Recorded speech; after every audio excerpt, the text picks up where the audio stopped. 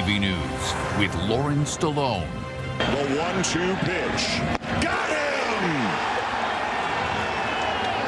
Jeff Hoffman strikes out Cody Bellinger, and the Blue Jays have done it. For the first time since 2016, the Blue Jays have advanced to the American League Championship Series. Good evening. Thank you for joining us. The Toronto Blue Jays have bounced back in a big way in the Bronx. Guerrero shoots it down the right field line, and that's a fair ball. For the second game in a row, Vladimir Guerrero Jr. got the offense rolling. The Jays were leading in New York Yankees 2-1 in the 7th when this timely hit extended their lead. The Blue Jays won 5-2 and will host the Seattle Mariners or Detroit Tigers on Sunday. Some homeless Londoners could have a warm place to sleep and a roof over their heads this winter. A council committee has endorsed a plan for a micro-modular shelter site in southeast London. CTV's Brian Bicknell reports. At least 60 people could be off London streets and living in tiny homes like this by the end of the year. I don't actually care that it's a difficult decision. We have to deal with difficult decisions all the time at this council. And the difficult decision for other people is trying to find a place to sleep at night through the winter. Council's Community and Protective Services Committee has endorsed Mayor Josh Morgan's proposal for a micro-modular shelter on this land at 1710 Wilton Grove Road in southeast London. It will be home to 60 heated shelter units, along with a central trailer with washroom and laundry facilities. Some councillors unhappy with what they say is a rush timeline and no alternatives. That we were told this is the one, and I'm troubled by that. I would like, as a council committee, to be able to look at some alternatives and not just be given one. We need this. But what I don't like is the process and how this was pushed through quickly. I appreciate the mayor not using his special mayor powers to shove this through, so we are having this conversation. I just wish it happened a month ago. The alternate to this is that people continue to be sheltered in doorways and alleys and parking lots and neighborhood parks. The shelter site plan is approved for up to 2 years. The cost is projected at $7 million to come from the Contingency Reserve Fund. Mayor Josh Morgan used his strong mayor powers to push the plan through, but has opted to put final approval to a council vote. The motion goes to the full council next Tuesday. We talk about, is this make a noticeable difference? I don't know. Maybe it'll help in the downtown core. Maybe it'll help in Old East Village. Maybe it'll help in our parks or doorways. But it absolutely will help for the people who are going to be in these spaces. Brian Bicknell, CTV News. 460 acres of land south of St. Thomas on the site of a former psychiatric hospital is the focus of a public meeting taking place tonight at the office of the municipality of Central Elgin on Sunset Drive. The primary goal is housing. There will be commercial, and it's a mix, and that's what people will find when they come out to the open house. You'll see all the opportunities that we have, from walkability, accessibility, and affordability, but it will be a mix of residential and commercial.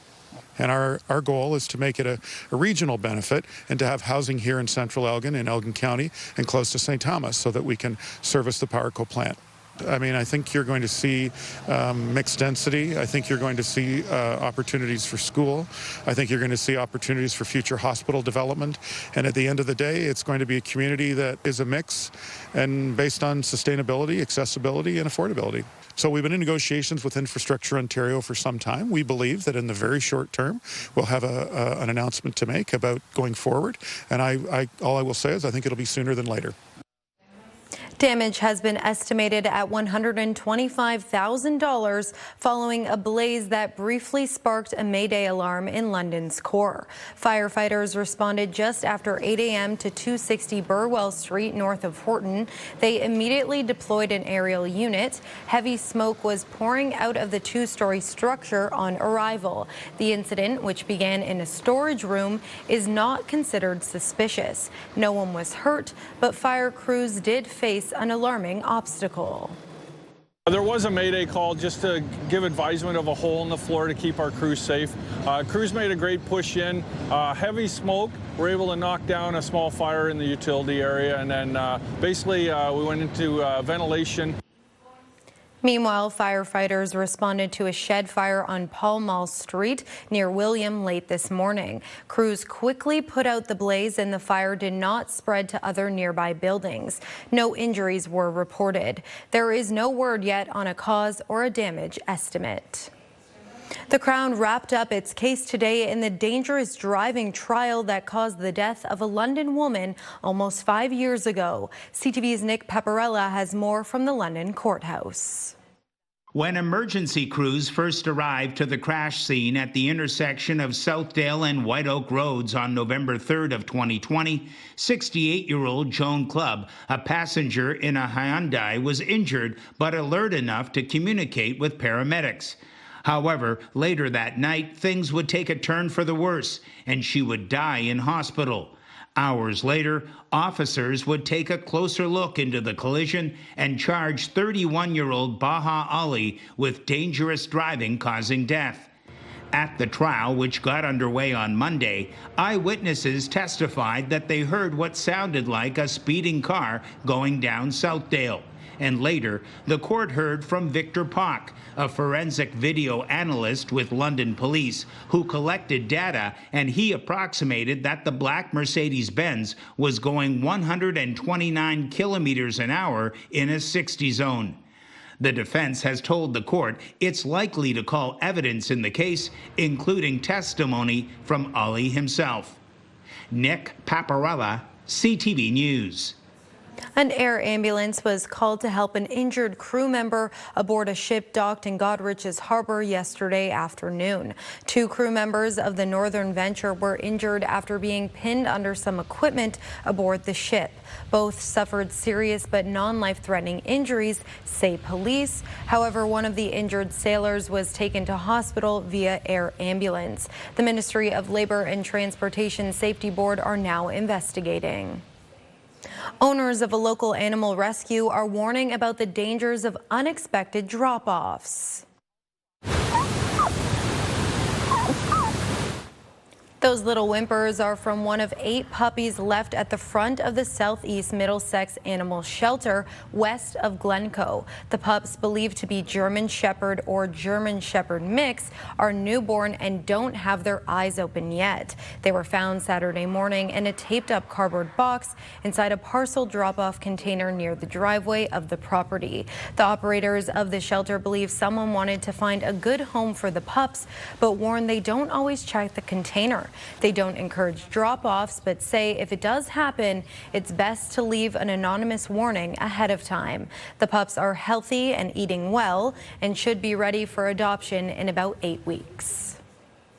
The province has kicked in over $10 million towards building a new school in Thamesford. The funds will go toward the acquisition of a 7.7-acre site on Brock Street. Earlier this year, the board originally received over $23 million for the construction of the new elementary school and child care center. The new school will be designed to accommodate 479 students from junior kindergarten to grade 4, along with the 88-space child care facility. An opening date for the new school hasn't been set. When the new school opens, Thamesford Public School will be converted into a school for students in grades 5 through 8. Students, educators, and community leaders came together in Clinton this week to try and find and inspire the next great community champions for the region. Scott Miller has more.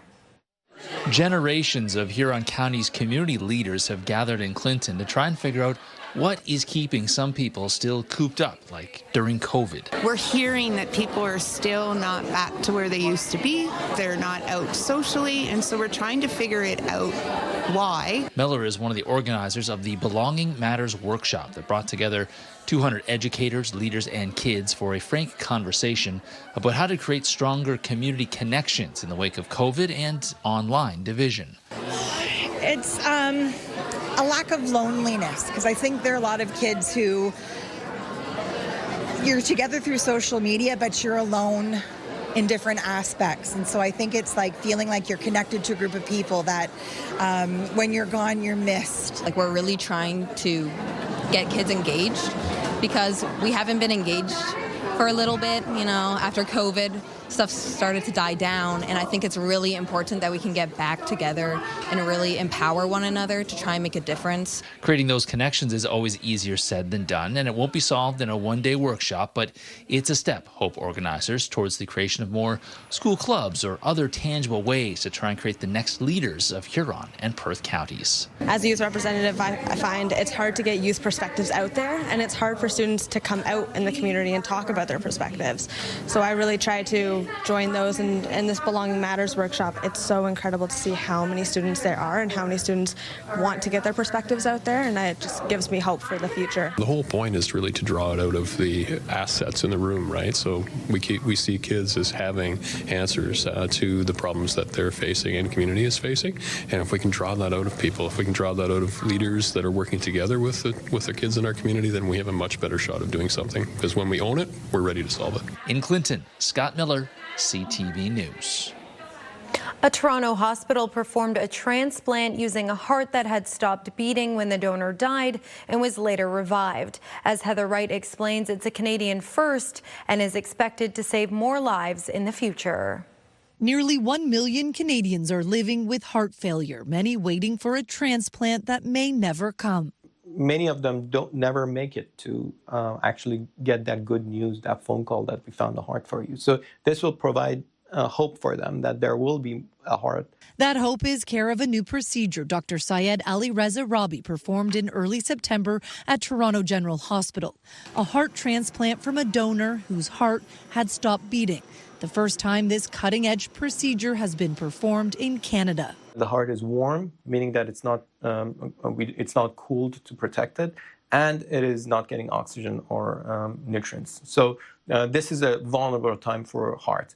So we have to take that heart out and through special techniques, preserve it, bring it back, and put it in the person and hope that heart starts beating. Typically, heart donations come from people who are brain dead, but oxygen is still circulating in the body and their organs are still functioning. This procedure, first pioneered in Australia a decade ago, will open the pool of possible donors, and early data suggests the outcomes are similar.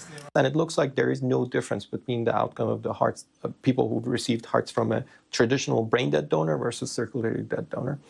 Right now, who is eligible for this procedure depends on where they live, as doctors don't want the donated heart to be outside of the body for more than an hour.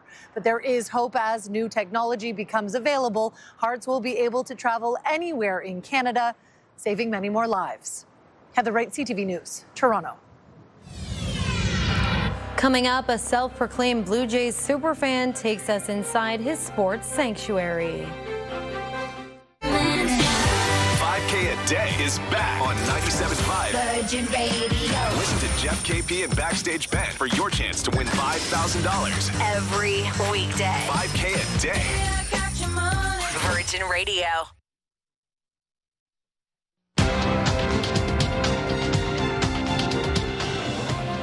Canada's main stock index was up, boosted by strength in the base metal and technology sectors. In Toronto, the TSX gained 150 points, while in New York, the Dow lost a point, but the Nasdaq added 255.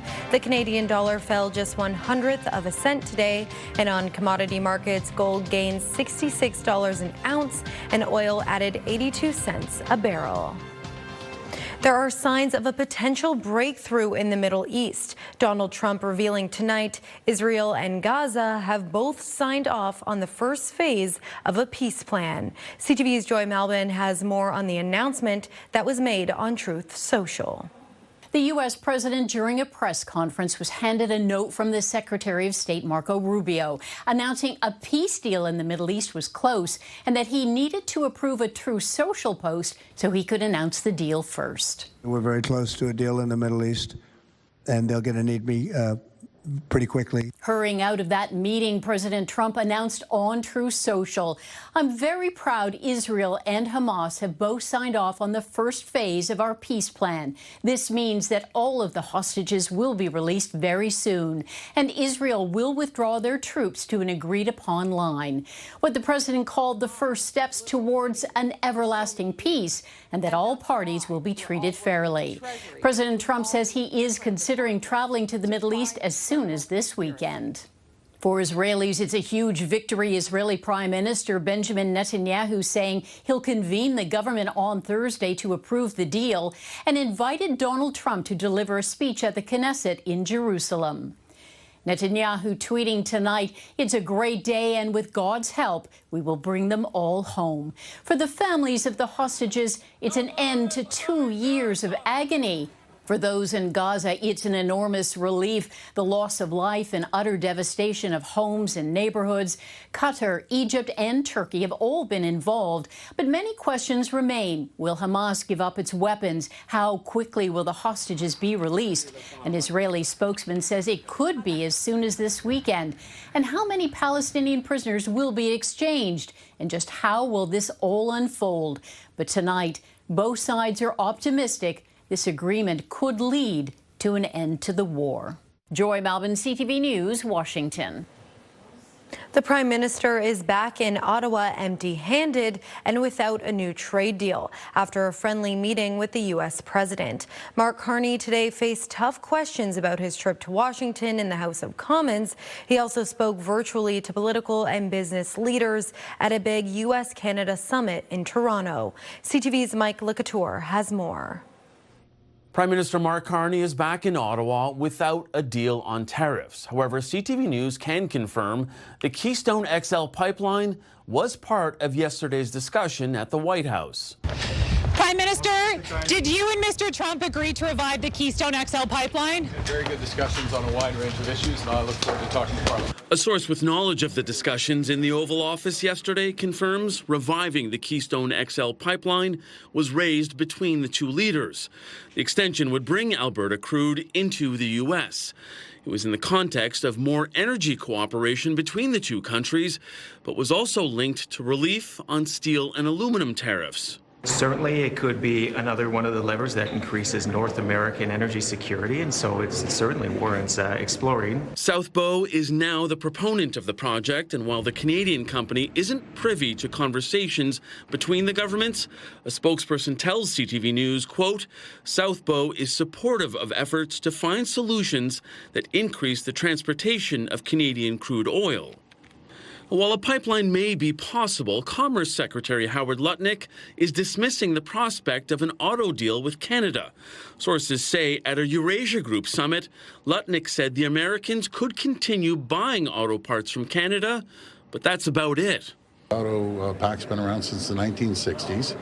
You can't unscramble an egg, you have to make the omelet larger. The Honourable Leader of the Opposition. On Parliament Hill, Opposition Leader Pierre Poilievre called out the Prime Minister for not getting a deal in D.C. and promising more investment in the U.S. The Prime Minister went pathetically to the White House to offer a $1 trillion gift, bowing before the President in weakness. We have the best deal with the Americans, and the third thing that's true is we will get an even better deal because we are... A source with knowledge of the Oval Office discussion describes it as a very initial conversation to see if President Trump would be interested in reviving the Keystone expansion. Mike Licouture, CTV News, Ottawa. Good evening. It's getting chilly out there. Skies are clear, the winds are light, and we have a frost advisory in effect. Heading out the door tomorrow morning, a frosty start to the day. Clear conditions, light winds, and sunshine as we head past 7:30, 8 o'clock. Thanks, Beth, for this photo of your girl, Sadie. If you're heading out for a walk this morning, you'll need a light jacket, but a nice fresh start to the day. I'll have your holiday weekend forecast coming up in just a few minutes. Julie Atchison joins me on the desk now. Julie, it was a gorgeous sunny day today, but I know that some colder temperatures are coming in tonight. Yes, frost advisory in effect. Before we get to weather, I mean, normally this time of year we're talking pumpkins, but I feel like we look a little bit like a watermelon. Yeah, I think we just want the summer fun energy to keep going into the fall. I love that. Well, the extended forecast will feature some sunshine and some beautiful temperatures, so we're going to get there once again. But yes, it's cool out there tonight. Clear skies, light winds, and ideal conditions for radiational cooling. You can see the frost advisory in effect, stretching all the way from Chatham-Kent through Sarnia, Lambton, Middlesex, and east towards Oxford and Brant County, and along the northeastern shoreline of Lake Erie, all the way through Haldimand, Norfolk. So that stretches towards the Long Point area. Now, if you're right near the lake, it will not be frosty. Areas inland. So London, St. Thomas, and Woodstock, there's your overnight lows into the low single digits. So make sure you protect those frost-sensitive plants. Our high today, 15. Our low 9, comparing that with what's normal for this time of year. We were close today. The rest of the region, Midwestern Ontario, low single-digit temperatures overnight. Now, if you're in the immediate area of the lakeshore, temperatures, of course, on the milder side, between 6 and 5 degrees. And near Port Stanley and Long Point, 5 degrees overnight. High pressure building over the area will keep us in the clear. Looking good for your Thursday and Friday. But we do have a little fly in the ointment now for the weekend weather forecast. There's a cold front coming in associated with low pressure. So now as we go out a couple days, you'll start to see it edging its way into northern Ontario with some cloud cover and the chance for showers. Now, we won't bring in the chance for rain until Friday night. However, in through Wyerton, likely Friday evening. The front will start to push in associated area of low pressure, and that will linger first thing Saturday morning. Although the probabilities are fairly low with this front, so it looks like we will squeeze out a little bit of moisture, and that's why we're introducing a slight probability. Thursday, sunshine, winds out of the southeast in the afternoon. A cool and frosty start to the day. The forecast high 15 degrees. As we head out the next 7, Friday sunshine, increasing cloud cover Friday night with nighttime rain.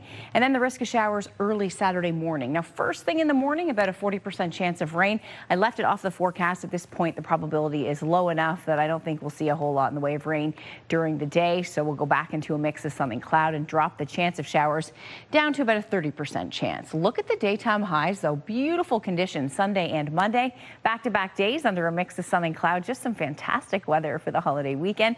Great for all of your outdoor fun. Mix of sun and cloud Tuesday and Wednesday. 20 to 21 degrees. Even the overnight lows coming up. So next couple of mornings, we have some frosty conditions. And then as we head into the weekend, overnight lows jumping back up.